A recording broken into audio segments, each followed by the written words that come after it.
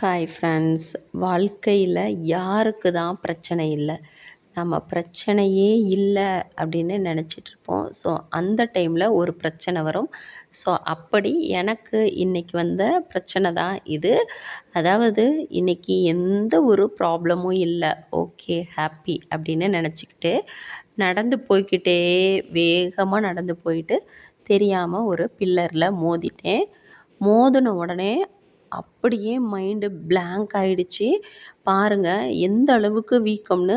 அடிபட்ட உடனே நல்லா ரத்தம் வர ஆரம்பிச்சிடுச்சு. ஸோ ரத்தம் வந்து அந்த இடத்துல நல்ல வீக்கம் வந்துடுச்சு.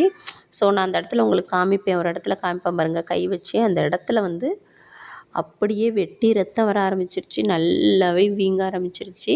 ஸ்கூல்லையே ஒரு டைம் வந்துட்டு நான் நல்லா ஐஸ் கட்டி ஒத்தடம்லாம் கொடுத்துட்டேன்.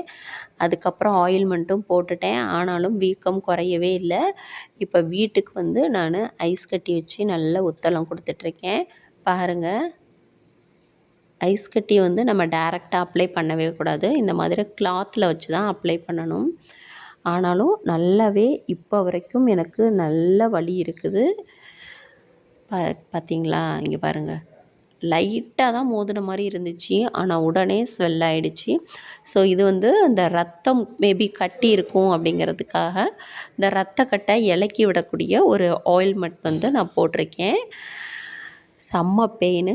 ஸோ பிரச்சனையே இல்லை அப்படின்னு நினைக்கும் பொழுது ஒரு பிரச்சனை வந்து அவ்வளோ அழுக, நான் செம்மையாக அழுதுட்டேன்.